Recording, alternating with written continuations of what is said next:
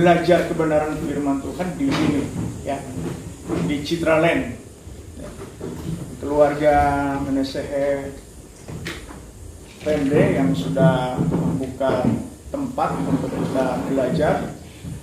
Hari ini kita belajar tentang jaminan, ya, asuransi. Tapi ini bukan asuransi jiwa seraya, bukan asuransi rumah mewah, bukan. Kita belajar tentang jaminan keselamatan kekal sepihak. Jaminan keselamatan kekal sepihak. Ya, mungkin ada yang berpikir bahwa bagaimana bisa jaminan sepihak. Ya. Biasanya jaminan harus ada timbal balik, ya. Bikin perjanjian, kalau saudara ke perusahaan asuransi, bikin perjanjian asuransi menjamin kesehatan, menjamin kecelakaan atau sebagainya, tapi harus ada perjanjian timbal balik kedua belah pihak, ya. Jadi kita dijamin, tetapi kita juga harus memenuhi syarat jaminan. Jadi kalau tidak memenuhi syarat, perjanjian dibatalkan demi hukum. Sekali lagi, kalau perjanjian dibangun atas dasar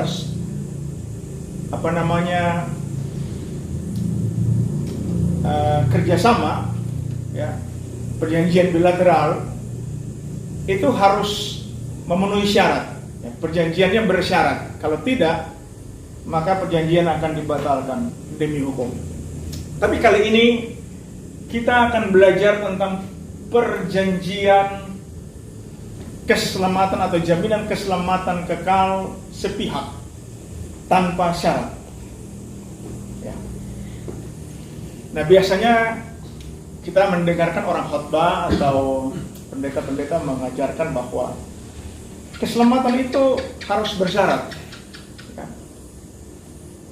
Biar sudah jadi orang Kristen, tapi ada kemungkinan besar Anda ke neraka, ya. Jadi kalau tidak memenuhi syarat, ke neraka, ya. Nah, ini keselamatan bersyarat. Tapi apa yang dikatakan oleh Alkitab? Ya, mari kita akan belajar dulu.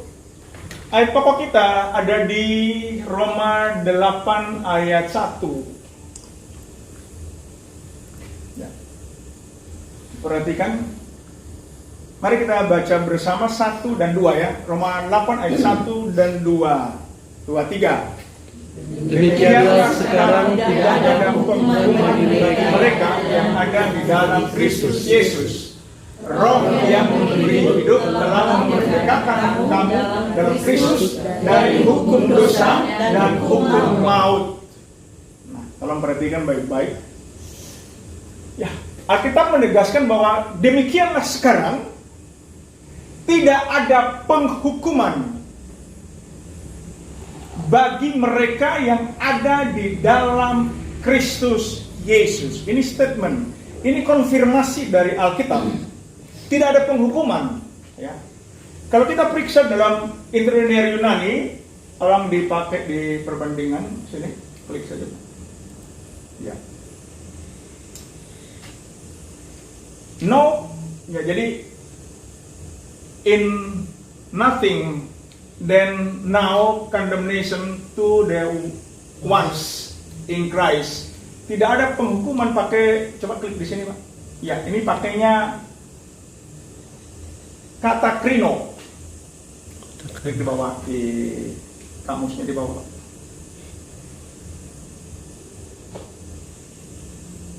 Nah, tadi dulu betul. Di strong. Oke. Ini kata krino.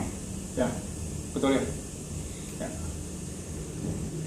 Tidak ada penghukuman, ya, bagi mereka yang ada dalam Yesus Kristus. Tidak ada.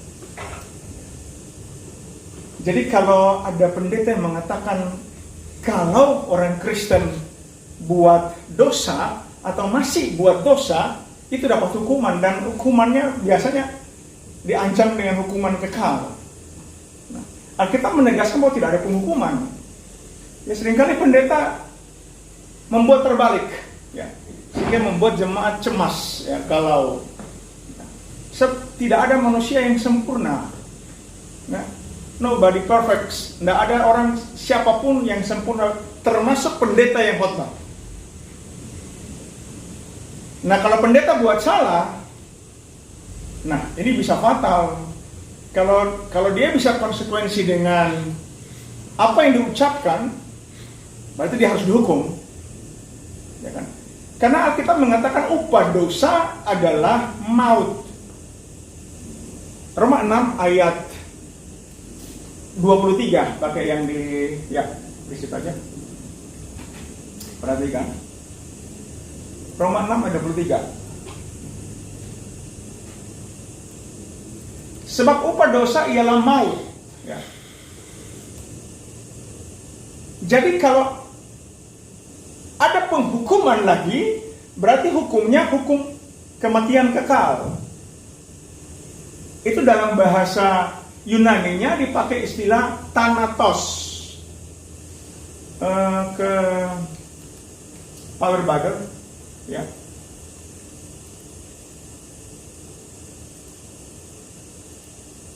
Roma 6 ayat 23.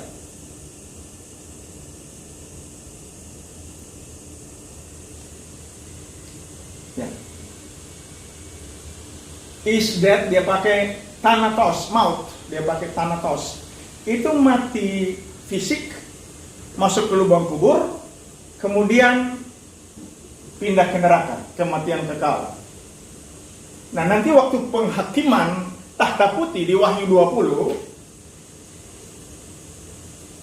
setelah orang-orang kudus di dalam Kristus dibangkitkan, dipindahkan ke Firdaus, akan ada penghakiman tahta putih.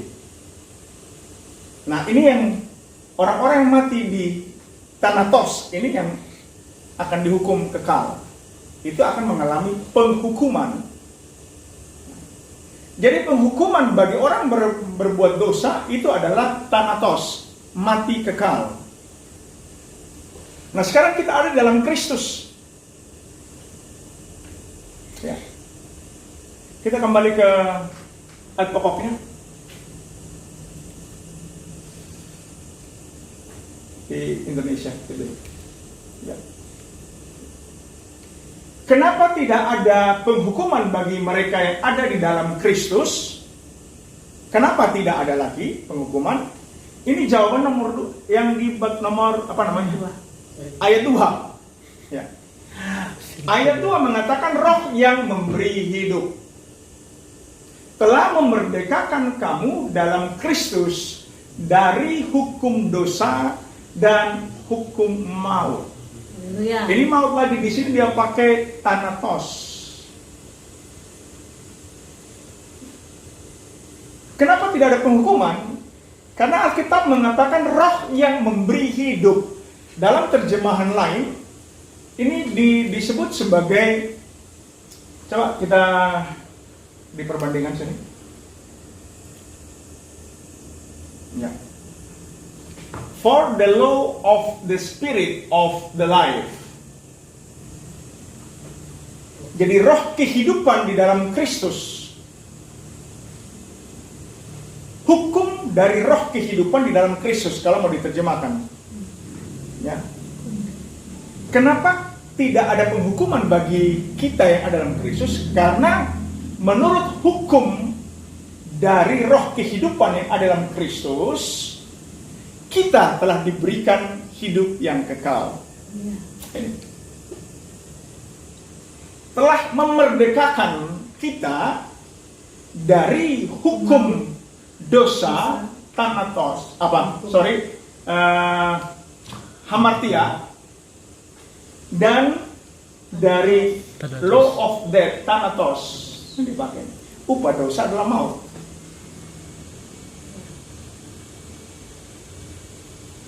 Jadi ini alasannya, kenapa kita tidak dihukum? Kalau kita buat salah, tidak mendapat hukuman.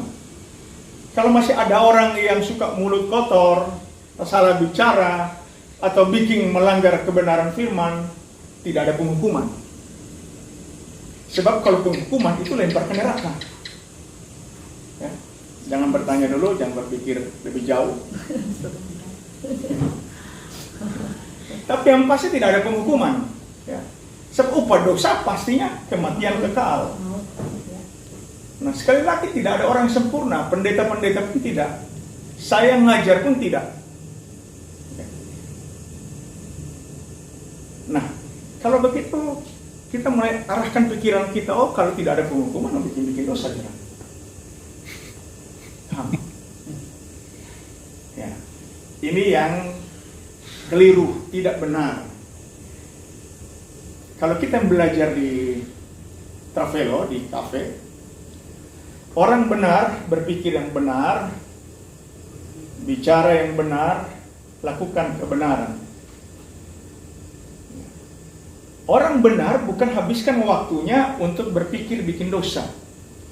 Karena ada baca bilang tidak ada penghukuman, lalu orang habiskan waktu berpikir bikin dosa. Nah.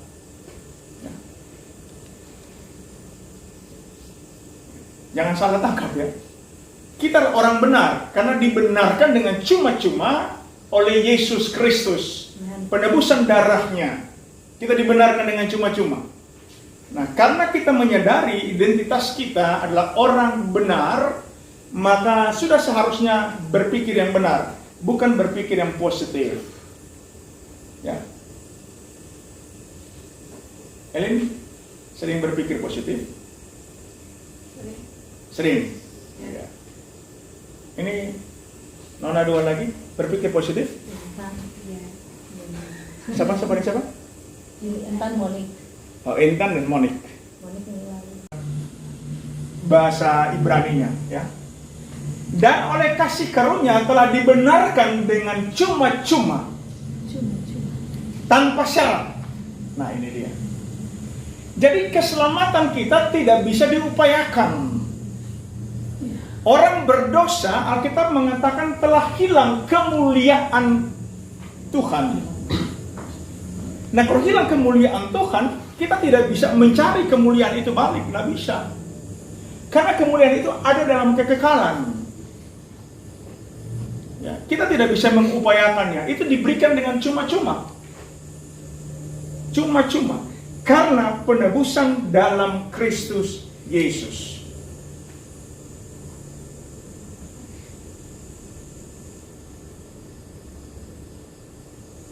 Nah, kalau kita dapat cuma-cuma, ini kita bukan dapat barang yang fana atau barang yang sementara, kok bisa hilang. Kita dapat barang yang kekal. Ya. Keselamatan kekal, bukan keselamatan temporer, bukan keselamatan relatif. Kita mendapat anugerah keselamatan kekal cuma-cuma, tidak diupayakan. Nah, kalau sudah dapat keselamatan kekal, bisakah yang kekal itu hilang ketika kita melakukan kesalahan?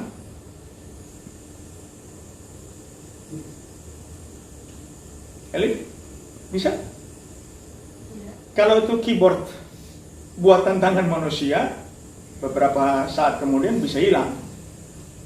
Semua yang buatannya manusia, yang ada dalam dunia ini bisa hilang, bisa expire. Selesai. Tapi ini keselamatan kekal. Kita tidak bisa mengupayakan yang kekal dan juga tidak bisa menghilangkan yang kekal.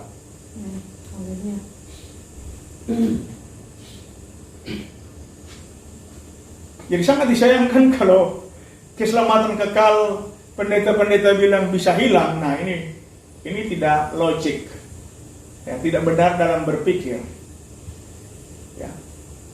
Yang mirisnya gini, pengkhotbah mengatakan bahwa keselamatan kekal ini adalah anugerah, tidak bisa diupayakan, ini pemberian cuma-cuma, betul, ya. Tetapi anehnya, keselamatan kekal yang kita terima suatu saat bisa hilang.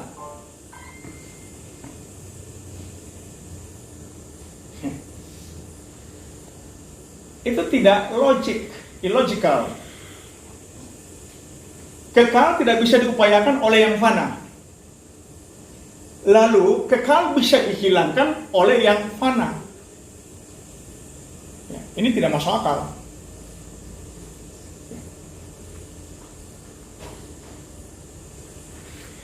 Alkitab mengatakan begini, ada dua hukum yang bekerja di dalam dunia ini.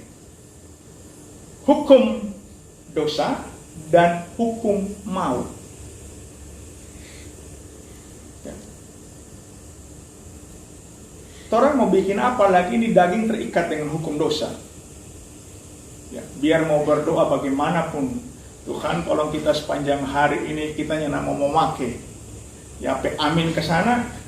Tidak boleh itu orang langsung dan bilang jinai, atau jinai di mana?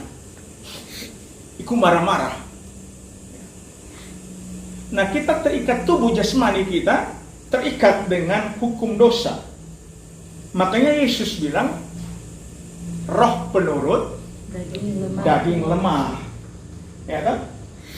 Apalagi kalau kita cuma lihat anak muka elin terus elin lagi, itu kita dia lihat setiap hari mungkin salah yang sama dan pakai peribahasa keledai saja yang mau masuk di lubang yang sama.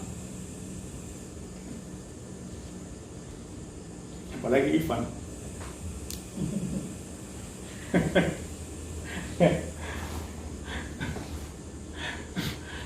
Jadi hukum dosa.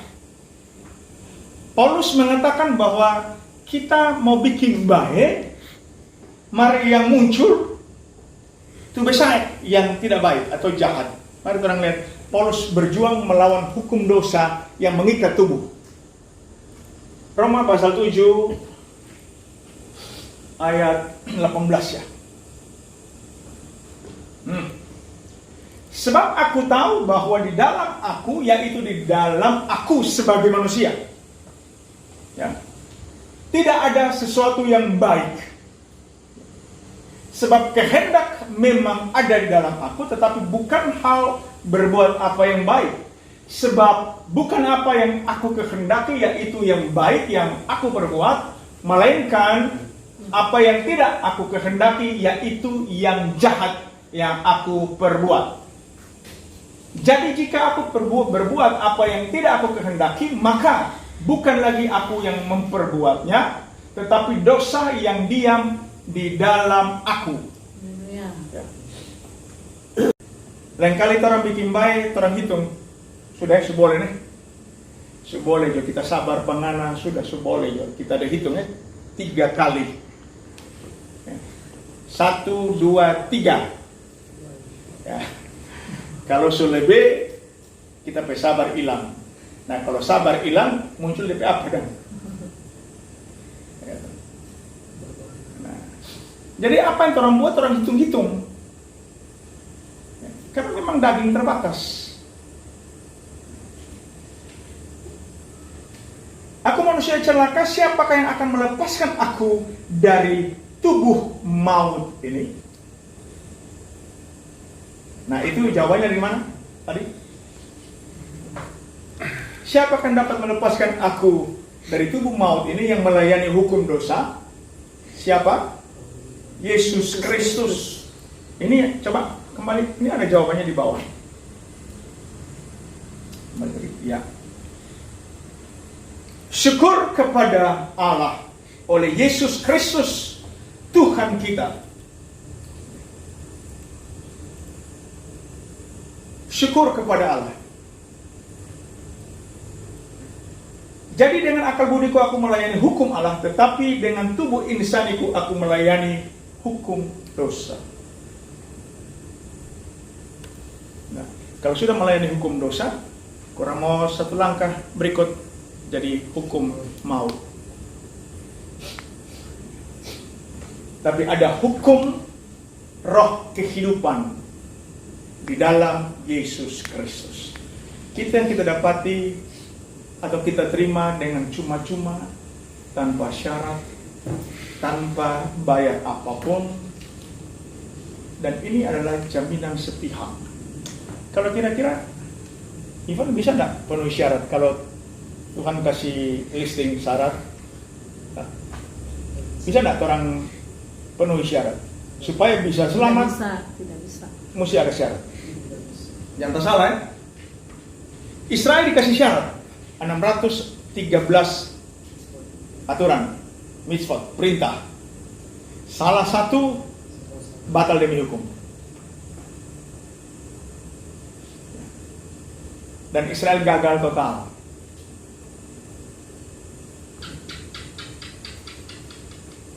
Nah, kita diberikan dengan cuma-cuma karena penebusan oleh darah Yesus Kristus. Kemudian, bukan sekedar dibenarkan, tetapi Dia angkat kita menjadi anak. Ya. Pak James punya anak satu, orang juga punya anak satu, dan yang lain punya anak cuma satu. Ya. Pak Stanley punya anak juga satu, cuma satu. Berarti sama dengan Yesus, cuma satu.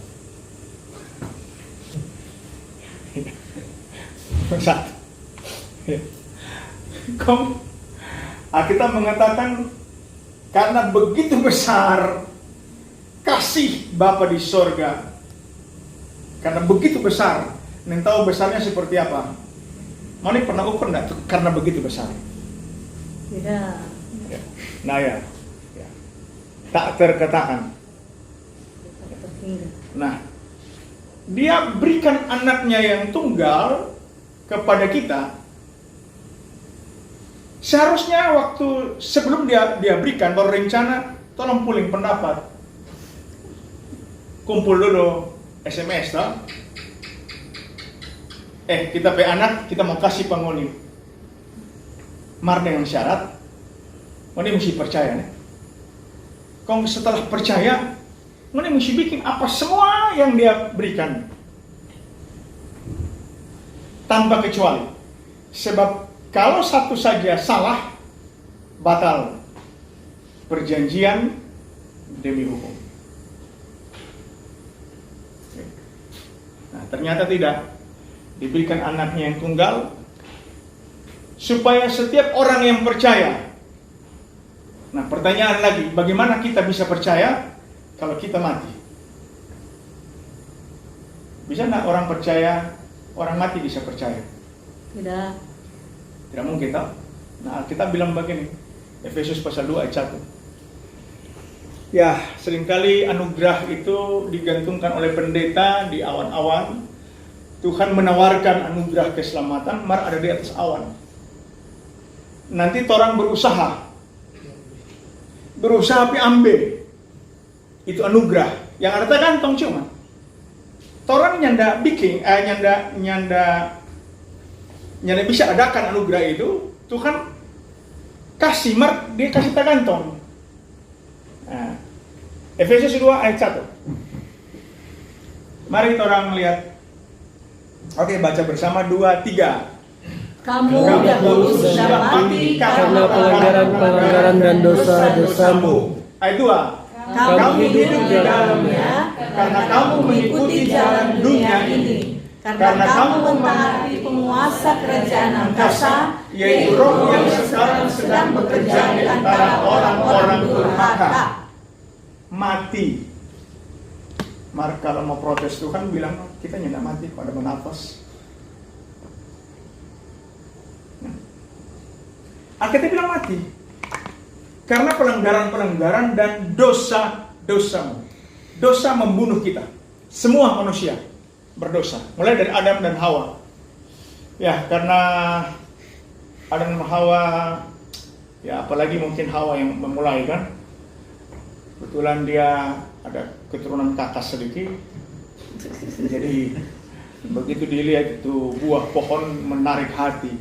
Semua boleh makan, mar tuh buah pohon tuh dia ada dusu-dusu, kurang cari selak kapan ini. Ya, itu karena selera makan tinggi. Mungkin belum ada Herbalife waktu itu. Kalau nyadar teratur sih.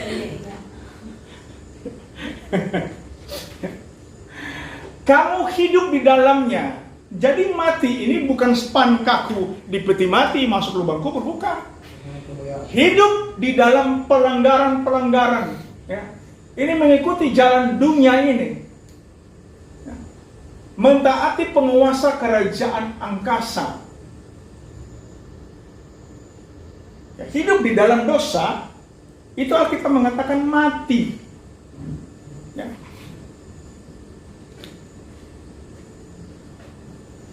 Nah kalau mati, kira-kira Tuhan batawar akam boleh nggak? Ya, ini bukan koma, ini bukan cuma sekarat, mati. Mati di dalam dosa. Ya. Sebab Alkitab mengatakan, pada saat kamu memakan buah yang dilarang Tuhan, kamu pasti mati, bukan akan mati. Ya. Di mana itu? Kejadian berapa? Yo. Kejadian 2 ayat 17. Orang belajar hafalnya ayatnya. Kejadian 2 17. Nah, mari orang baca rame-rame 2-3. Tetapi pengetahuan tentang yang baik dan yang jahat itu, janganlah kau makan buahnya, sebab pada hari kau makannya pasti akan mati. Nah, pada hari engkau memakan, atau hari ini bukan 1 kali 24 jam. Jadi makan pagi, atau mungkin makannya pagi-pagi sekali hampir siang, nanti mati sore. Ya enggak. Ini bahasa Ibraninya disebut yom. Yom itu artinya saat, ketika. Pada saat makan langsung mati. Tapi mati di sini bukan dalam artian letterlek fisik langsung tak kancingnya, enggak. Adam ada hidup 900-an tahun. Mati di sini itu yang Paulus katakan tadi di Efesus 2 ayat 1. Mati secara rohani, putus hubungan dengan pencipta, hidup di dalam dosa, kehilangan kemuliaan Tuhan. Itu mati. Ya. Nah kalau orang mati, sangat tidak mungkin ditawarkan keselamatan. Jadi kalau ada pengkhotbah bilang Tuhan menawarkan keselamatan, anugerah, Tuhan menyediakan keselamatan, itu bertentangan dengan firman Tuhan. Karena Tuhan tidak pernah menyediakan keselamatan. Tuhan memberikan keselamatan. Yes. Haleluya.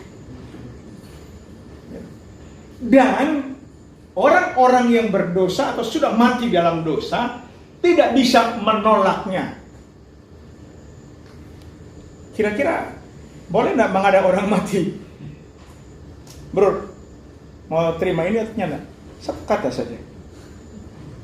Kalau mau, bilang ya, dan ini menjadi milik bro. Boleh nggak? Tanya orang mati. Ya? Kalau bro bisa tanya orang mati, dokter siap deh suntik sebelah.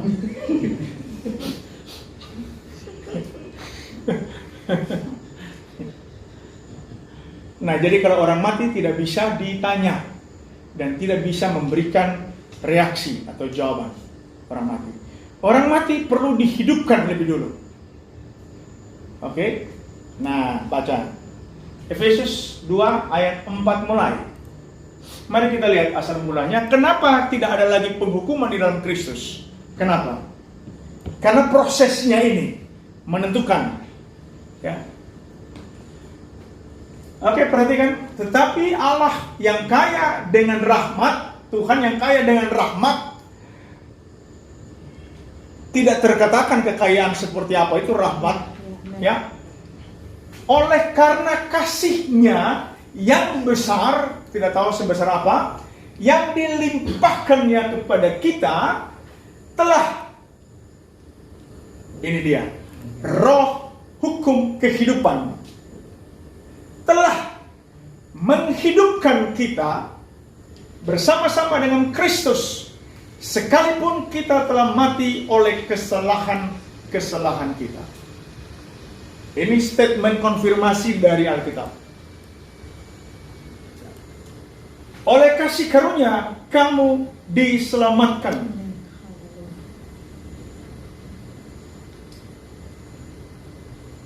Jadi orang mati dalam dosa hanya perlu satu tindakan kasih karunia, yaitu menghidupkan dulu. Kalau nyanda guna mau sediakan, mau biar itu kasih karunia luar biasa, maka kalau gantung di atas tawar, nyanda mungkin. Nyanda mungkin. Ya. Perbuatan Yesus waktu berhadapan dengan Lazarus di dalam kubur, Yesus datang tidak tanya jawab. Ya, Yesus hanya minta keluarga kasih tunjuk untuk Lazarus ketampa di mana, di kubur. Marta masih jawab lagi, dan ini logis. Sudah 4 hari di dalam kubur. Bro, for apa dengan nama di kubur? For mau menangis rame-rame? Yesus hanya minta, di mana dia? Antar akan kita ke sana. Sampai di depan kubur Lazarus, Yesus nyanda bertanya, karena 4 hari sudah busuk. Ya, waktu itu belum ada formalin. Kalau formalin boleh pakai 1 minggu. Nah, Yesus perintahkan Lazarus keluar. Ini tuh kaya dengan rahmat, telah menghidupkan kita meskipun kita telah mati. Ya. Bisa tangkap? Ya. Jadi proses inilah yang akhirnya dikonfirmasi di Roma 8 ayat 1, tidak ada lagi penghukuman. Iya toh? Kalau memang mau dihukum, Yesus tidak perlu repot-repot toh. Tuhan Bapa di sorga tidak perlu utus anaknya yang tunggal, tidak perlu. Kasih biar jo, ini berjalan jo ke lubang kubur, mati kekal. Nah, sekarang bagaimana kita bisa menjadi percaya?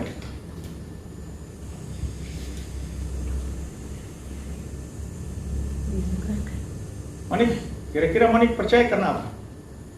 Karena mau percaya. Ya? Harus percaya. Oh, harus percaya. Siapa yang bilang harus? Tuhan Yesus. Oh, Tuhan Yesus bilang harus. Ada di mana ayatnya? Tuhan Yesus bilang harus percaya. Ya. Di mata Tuhan ada span. Mati. Bagaimana orang mati harus percaya? Kan Alkitab bilang tadi kan, Allah yang kaya dan dengan rahmat menghidupkan kita walaupun kita sudah mati. Kamu diselamatkan karena kasih karunia. Itu bukan usahamu. Ayat 8. Efesus 2 ayat 8. Nah, sebab karena kasih karunia kamu diselamatkan melalui iman. Kalau bahasa Inggrisnya dipakai through faith. Melalui iman. Bukan iman yang menyelamatkan. Yesus Kristus yang menyelamatkan melalui iman. Ya? Hati-hati. Banyak orang Kristen salah kaprah, latah. Iman menyelamatkan, no. Iman tidak menyelamatkan. Karena Islam pun punya iman. Buddha pun punya iman, Hindu punya iman. Semua orang beragama mengaku punya iman. Pertanyaan, apakah imannya dorang sama dengan orang? Apakah iman itu menyelamatkan? Hati-hati pengkhotbah. Janganlah tahan. Ya. Yesus yang menyelamatkan. Karena itu dia disebut sebagai juru selamat. Bukan iman kita. Yesus yang menyelamatkan melalui iman. Ya. Itu bukan hasil usahamu, tetapi pemberian Tuhan. Itu bukan hasil pekerjaanmu. Jangan ada orang yang memegahkan diri. Jadi kalau bilang harus percaya, wah, nanti orang di surga Nanti mau di surga, Cap, kan sini. Oh, karena kita mau percaya, harus percaya. Ya, nanti waktu di dola di pintu masuk register, tanya alasan apa, Cap, kan sampai di sini, Monik. Oh, karena kita percaya. Siapa percaya? Oh, Yesus bilang harus percaya. Oh, begitu. Balik ulang. Tanya mana Pak Yesus dulu. Ya kan? Jadi itu pemberian cuma-cuma. Alasannya kenapa? Dia menghidupkan kita lebih dulu. Kemudian dia kasih kemampuan untuk percaya. Mari kita lihat ayatnya. Kisah 13 ayat pakai yang terjemahan lama saja, Pak. Coba pindah sini. Ini yang menarik ini. Ya. Oke, ini menarik. Kisah 13 ayat 37 mulai atau ya. Lihat, oke. 48, sorry. Mulai 47 atau 48, sorry. Ya. Itulah sebabnya dipesankan Tuhan kepada kami firman-Nya, Aku jadikan engkau suatu terang bagi segala orang kafir. Ya, Paulus menjadi terang bagi segala orang kafir, supaya engkau mendatangkan selamat sampai ke ujung bumi. Maka orang-orang kafir yang mendengar itu pun bersukacitalah sambil memuliakan firman Tuhan atau firman Allah. Dan seberapa banyak orang yang ditentukan untuk hidup yang kekal, itu juga percayalah. Amin. Ditentukan. Jadi biar orang Bataria itu pengkhotbah Bataria dengan urapan yang luar biasa, markalhok. Ivan yang ditentukan biar pasal toleh, biar memakai keyboard lah nyanda, bro, sorry. Nyanda masuk. Karena memang ditentukan, ini firman. Dari semula. Kalau nyanda ditentukan, pasal pekoprol ya, boleh masuk. Nggak boleh pakai sogok, nggak boleh. Yang kena tipikor.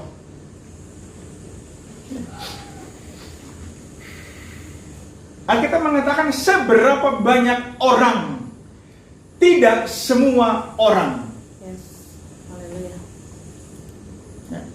Jadi keselamatan kita ini luar biasa karena Amin. orang ini dipilih dari miliaran manusia. Amin. Haleluya. Begitu berharganya. Kalau semua bisa selamat, orang nyanda arti apa-apa, nyanda berharga. Semua kok boleh. Ya. Nah, sekali lagi hanya mau tes saja. Ini berapa nama sahabat, Pak? Carlos ya. Ya, dari Argentina. Ya. Sekarang khotbah tentang pertobatan. Bertobatlah kamu karena kerajaan sorga sudah dekat. Kita mau Bataria sampai lidah anak keluar. Hasilnya 1, 2, 3, 4, 5 percaya. Ini sebagian pasar ini dan Carlos sendiri nyana percaya. Kira-kira Pak nyana percaya kemana? Carlos nyana percaya? Kira-kira kemana? Suruh bertobat nggak bisa bertobat, nyana percaya. Jadi kira-kira kemana? Neraka. Oh ya, yakin. Ya, ke neraka. Nah, kenapa 5 percaya dan sebagian besar tidak percaya? Tentukan. Kembali saja ke ayatnya. Ditentukan.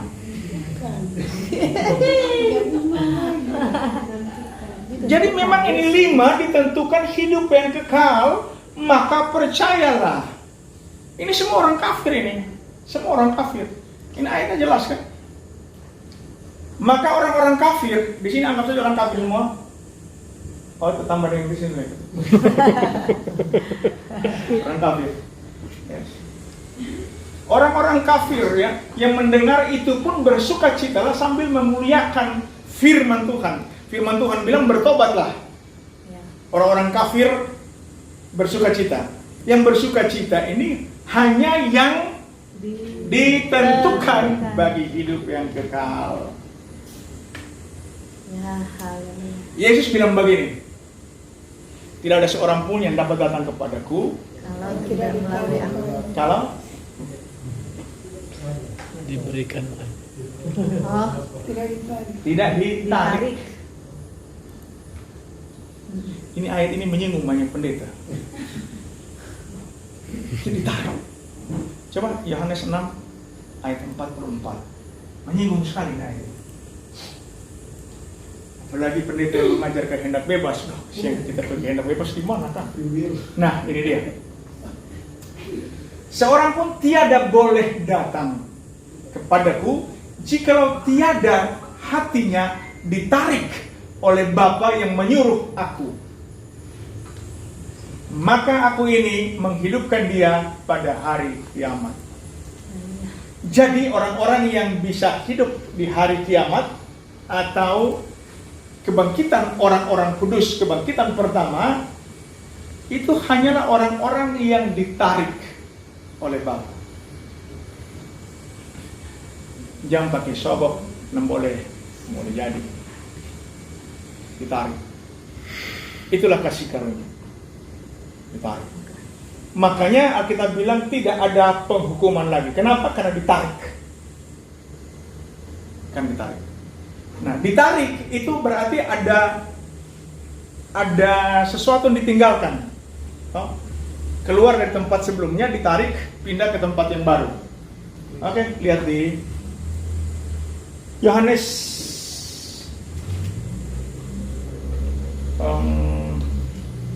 5 ya. Coba kembali ke yang TP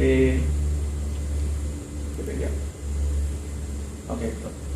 Yohanes 5 ayat 20.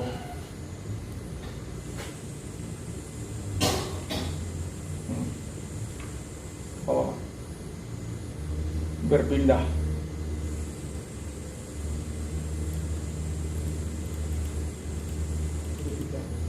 Pindah. Ya, ini. Aku berkata kepadamu, sesungguhnya barang siapa mendengar perkataanku dan percaya kepada dia yang mengutus aku, ia mempunyai hidup yang kekal. Ia mempunyai hidup yang kekal. Percaya punya hidup yang kekal. Bukan hidup yang temporer. Bukan hidup yang relatif, sebentar muncul sebentar nyanda. Bisa hilang sewaktu-waktu nyanda. Hidup yang kekal. Amin. Amen. Ya, orang yang percaya kepada Kristus punya hidup yang kekal. Ya. Oke. Nah, perhatikan. Dan tidak turut dihukum. Yesus sendiri bilang. Paulus mengatakan tidak ada penghukuman. Yesus sendiri mengatakan tidak turut dihukum. Haleluya. Jadi jangan percaya ada ancaman-ancaman hukuman dari mimbar gereja. Kalau pendeta bilang dosa dihukum, no, itu ke neraka. Sepupu dosa cuma satu, maut.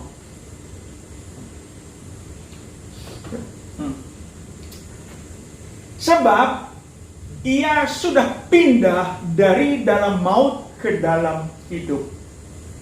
Nah, tolong periksa cepat. Dari dalam maut tinggalkan. Pindah. Kan ditarik tadi. Ya.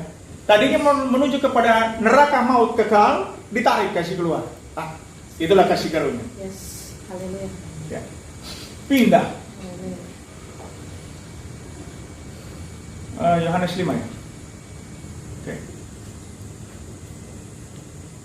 No condemnation crisis was death thanatos unto life.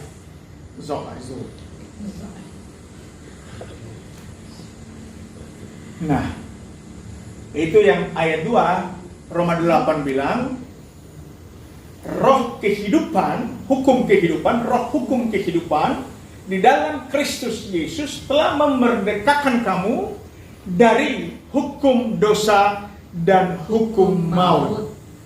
Memerdekakan kamu, memerdekakan kita. Tidak ada penghukuman. Karena pindah dari maut ke dalam hidup. Yes. Unto life. Ada pertanyaan?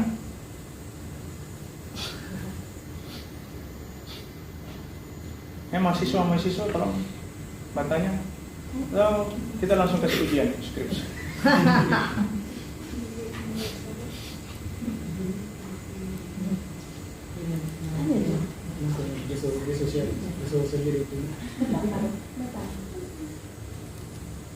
Nah, sekarang gini.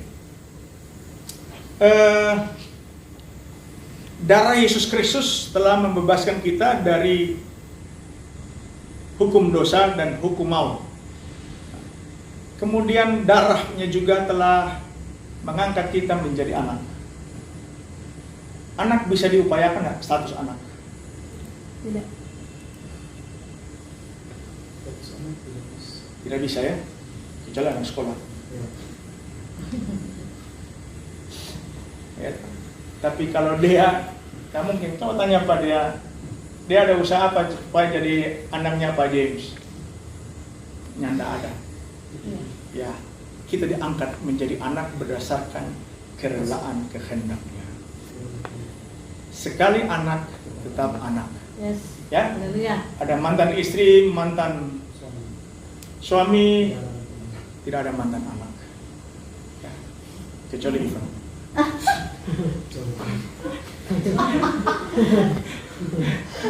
Mantan anak kos maksudnya. Marah dan nakal. Ya. Oke, coba lihat Efesus pasal 1 ayat 5. Diangkat ya. Oke, baca 2-3. Dalam kasih Ia telah menentukan kita dari semula oleh Yesus Kristus untuk menjadi anak-anaknya sesuai dengan kerelaan kehendaknya, supaya terpujilah kasih karunia-Nya yang mulia yang dikaruniakannya kepada kita di dalam Dia yang dikasihinya. Titik. Sejak semula Ia telah menentukan kita. Jadi untuk memiliki status anak, kita tidak bisa upayakan mengaku papa. Papa heran, siapa yang aneh? Dari mana yang aneh? Ya toh? Jadi nggak bisa mengaku, nggak bisa. Supaya terpujilah kasih karunia. Jadi kalau orang masuk surga, kenapa? Anak. Kenapa jadi anak? Karena kasih karunia. Ya, masuk terus. Kenapa nggak jadi anak? Karena kita berusaha jadi anak. Keluar. Jadi jangan berusaha jadi anak. Makanya Nikodemus bingung. Nikodemus bingung, si tua begini kok mesti masuk dalam rahim, kok lahir ulang. Hampir senok kita. Nah mungkin. Nah, yang dimaksud adalah kelahiran kembali oleh karena pekerjaan Roh Kudus, oleh karena kasih karunia. Diangkat menjadi anak. Cuma-cuma.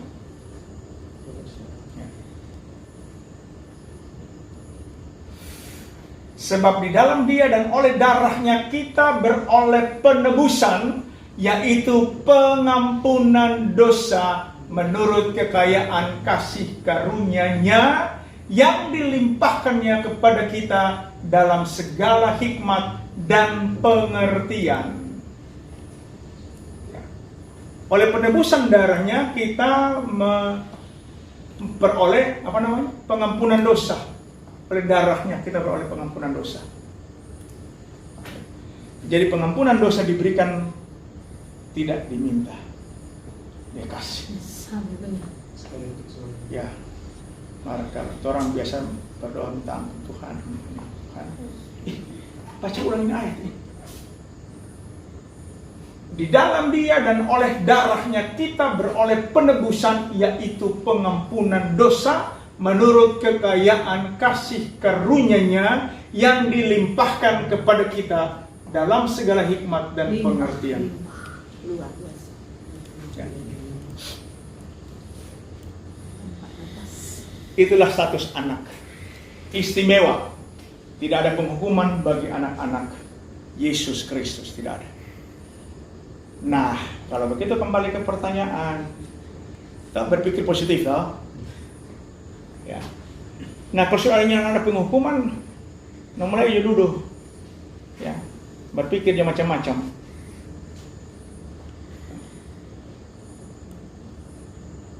Ingat, kasih karunia tidak berhenti hanya sampai pada menyelamatkan kita. Kasih karunia dari awal sampai akhir. Tolong dengar baik-baik. Kasih karunia itu dari awal, langkah awal, dipimpin terus sampai menuju sorga, langkah terakhir. Makanya kita bilang begini. Itu pasal 2 ayat 11 sampai 14. Ya. Jadi hati-hati, tangkap baik-baik, jangan sampai keluar sana mulai bercerita, oh orang memang tidak ada penghukuman, jadi mulai itu. Ayo mulai.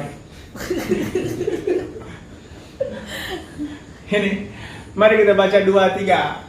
Karena kasih karunia Allah yang menyelamatkan semua manusia sudah nyata, Ia mendidik kita supaya kita meninggalkan kefasikan dan keinginan-keinginan duniawi, dan supaya kita hidup bijaksana, adil dan beribadah di dalam dunia sekarang ini, dengan menantikan pengharapan kita yang penuh bahagia dan penyataan kemuliaan Allah yang maha besar dan juru selamat kita Yesus Kristus, terus yang telah menyerahkan dirinya bagi kita untuk membebaskan kita dari segala kejahatan dan untuk menguduskan bagi dirinya suatu umat kepunyaannya sendiri yang rajin berbuat baik. Itu dia. Ya. Jadi mendidik kita. Kasih karunia nggak stop, kasih selamat, kemudian yuk mau jalan pulang terserah. Mau belok kiri, belok kanan, banyak jalan menuju ke Roma pagi itu. Nyanda. Ya. Kasih karunia mendidik kita dalam kebenaran terus menerus. Progress.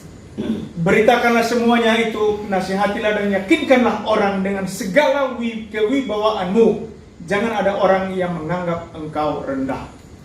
Beritakanlah bahwa kasih karunia mendidik kita dalam kebenaran. Haleluya. Amen. Makanya Alkitab menulis bahwa semua firman yang diilhamkan itu bermanfaat untuk mengajar, mendidik, dan bla bla bla. Mari kita buka di mana? Di Perjanjian Baru. Iya. 2 Timotius 3 ayat 16.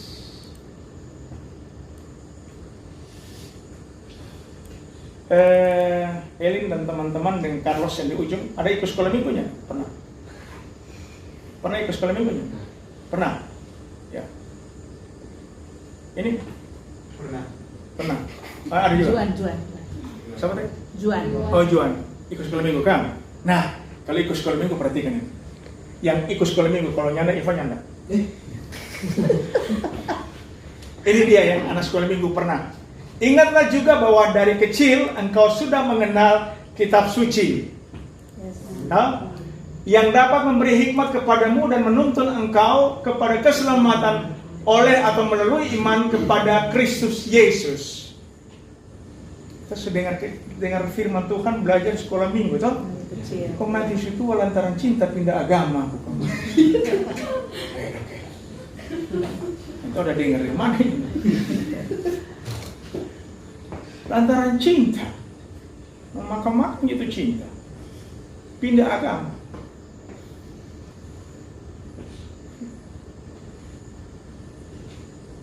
Sebab apa? Segala tulisan yang diilhamkan Allah memang bermanfaat untuk mengajar, untuk menyatakan kesalahan. Siap-siap juga kalau salah memang Tuhan kasih tahu. Ya. Haleluya. Untuk memperbaiki kelakuan. Yes. Amen. Ya, kalau karakter besar, ini firman. Ya. Dia perbaiki. Ya. Jadi kalau Pak James bicara-bicara, Ibu Dewi bicaranya dengar, serahkan juga Pak Tuhan. Ini firman kok ini. Nanti firman ator. Ya, makanya Paulus bilang tuh jemaat di Korintus, kalau hidupnya beres, moral rusak, Paulus bilang, orang serahkan Pak Iblis. DP tubuh supaya Tidak binasa jiwanya. ya rohnya diselamatkan. Jadi kalau Ibu Dewi suka kasih nasihat-nasihat nggak bisa, panggil aja berdoa serahkan Pak Iblis. Toto fori orang pasti. Ya, orang pasti bertobat memang Pak. Yang keras kepala. Perhatikan, memperbaiki kelakuan dan untuk mendidik orang dalam kebenaran. So itu orang benar, pikir yang benar, ngomong yang benar, lakukan kebenaran. Yes. Kalau nyanda berhadapan yang ini. Ayat 17 terang baca 23. Dengan demikian tiap-tiap manusia kepunyaan Allah diperlengkapi untuk setiap perbuatan baik. Amin. Ya. Jadi tidak ada penghukuman lagi, tapi ada pendidikan, ada pendisiplinan, ya, ada pembentukan karakter, ada teguran yang nyata-nyata. Konsekuensi. Tidak ada penghukuman, tapi ini pendisiplinan. Ya. Kita bisa hidup saleh itu karena Tuhan anugerahkan itu. Ya.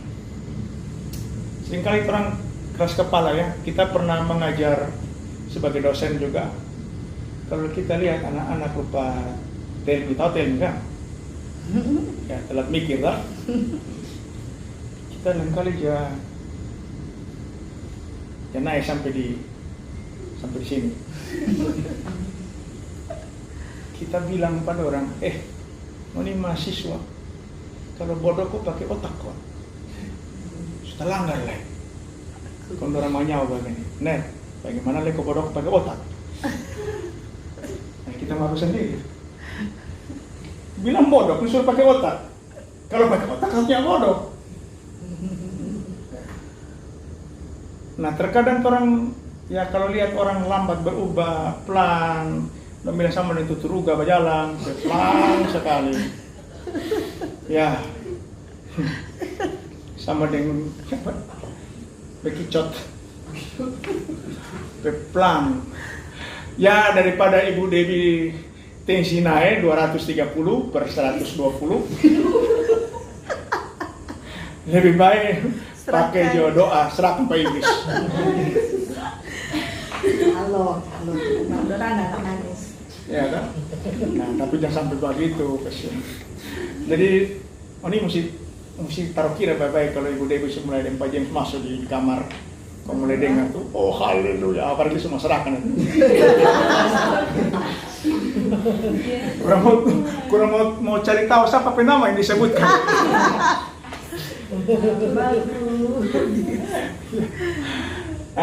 Karena setiap manusia kepunyaan Allah diperlengkapi untuk setiap perbuatan baik. 2 Petrus 2 ayat 3.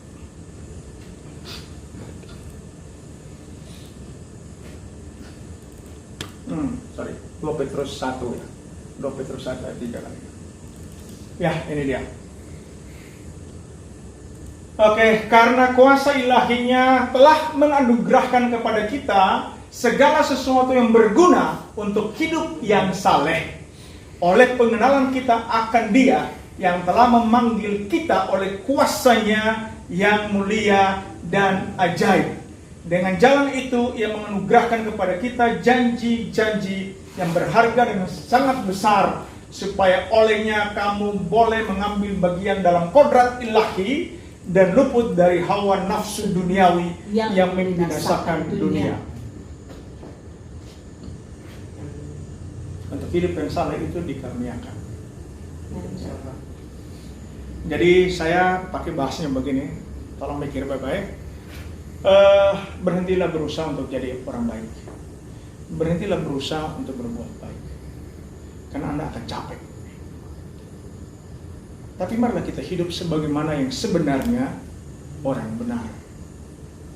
Orang benar punya habitat di dalam kebenaran firman Tuhan. Karena bisa saleh itu anugerah. Jangan pura-pura saleh. Semakin Anda berusaha jadi saleh, Anda lebih banyak salahnya. Bukan saleh, salah. Jadi kita harus tahu habitat kita di mana, identitas kita apa. Kalau tertanam kita anak Tuhan, anak Yesus Kristus yang ditebus dengan darahnya yang mahal, marilah kita hidup sebagai orang benar. Nang boleh balemus, nang boleh batu, oh sesedikit minta izin. Kakerlak mati minta izin. Dan tusang mati minta izin. Nah, apalagi dapat lihat rektor pembayar baik sekali, saya sedikit minta izin. Nanti lapor Pak Ibu Dewi, berpikir positif tuh. Apa kok? Saya keluar lama. Berpikir positif. 2-3 bulan kemudian ke dokter, hasil berpikir positif. Dokter bilang saya positif.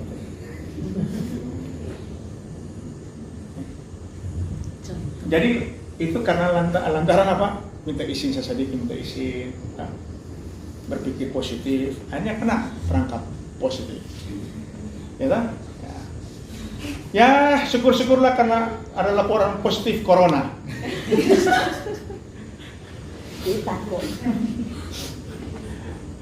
Oke.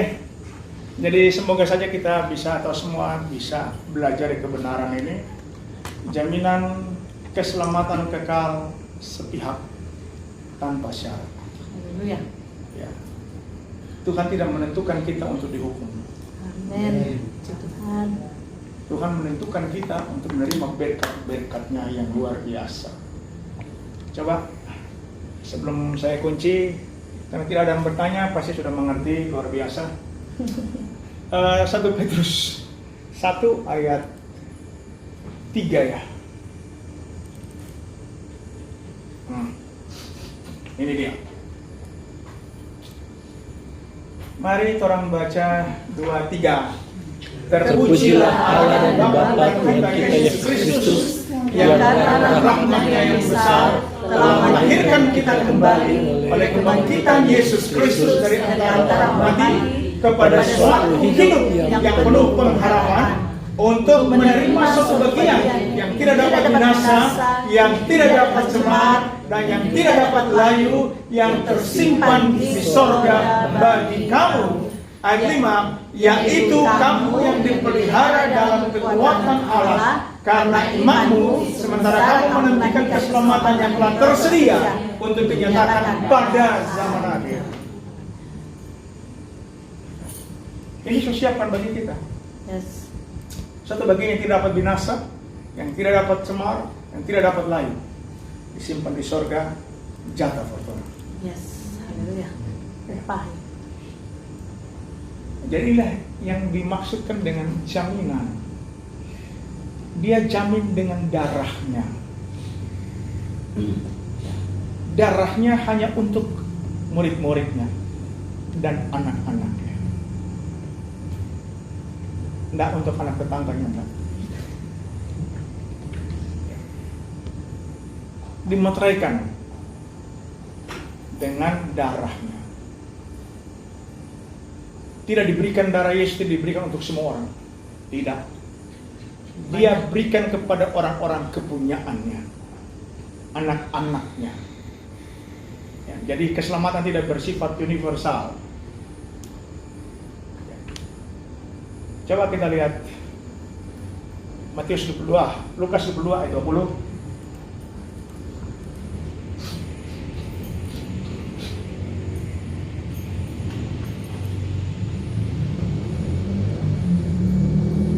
Perhatikan, demikian juga dibuatnya dengan cawan sesudah makan. Ia berkata, cawan ini adalah perjanjian baru oleh darahku yang ditumpahkan bagi kamu, bukan bagi semua orang. Ya. bagi kamu. Yes. Haleluya. 1 Korintus 11 ayat 24-25.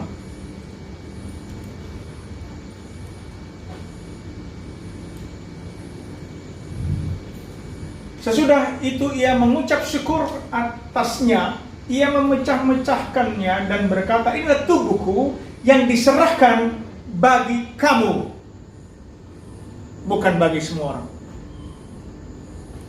Ya, kita orang-orang yang spesial, yang hanya untuk kita dan kepada kita lah Yesus menyerahkan tubuhnya. Yes. Haleluya. Itu dahsyat, itu Amen. berita sukacita, kabar baik, Amen. tidak untuk semua orang. Ya.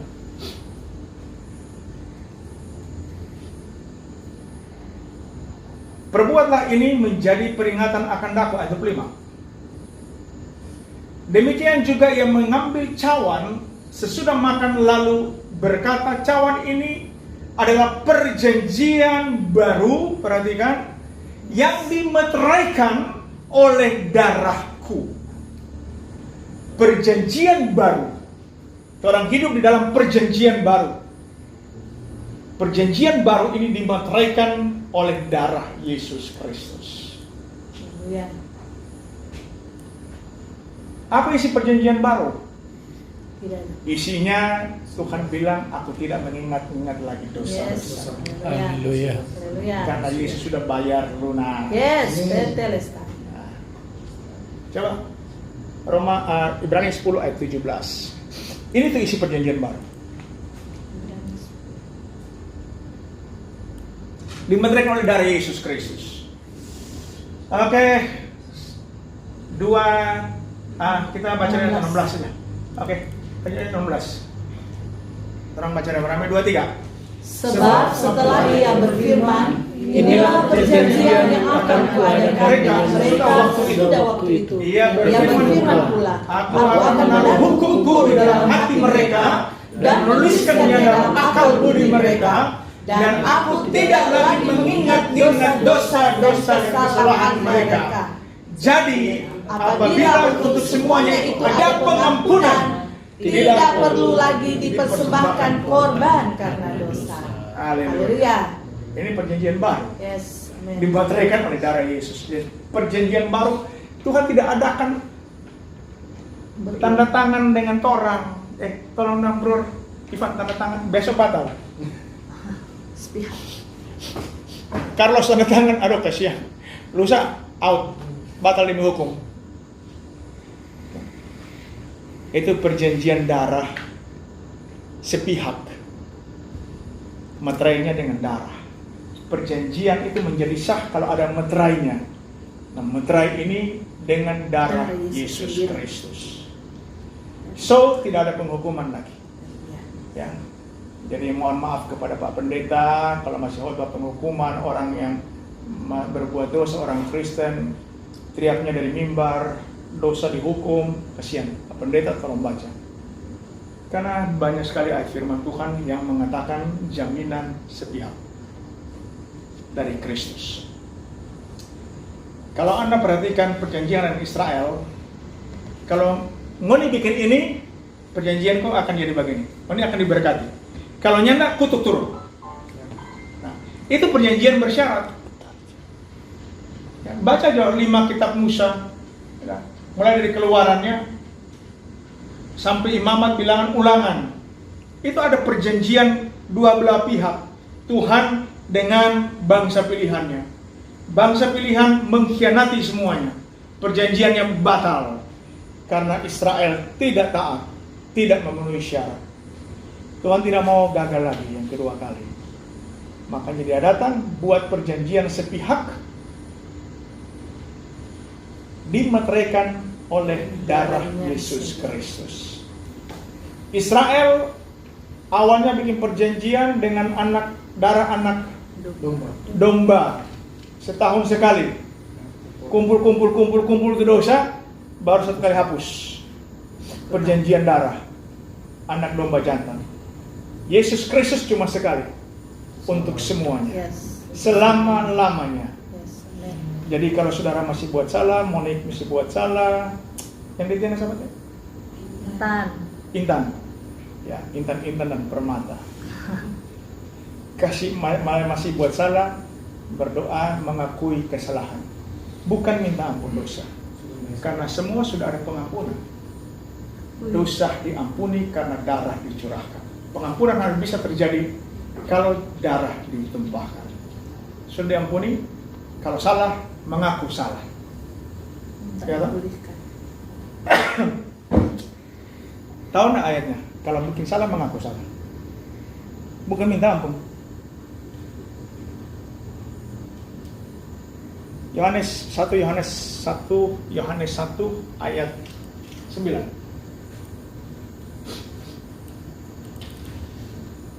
Nah, ini dia.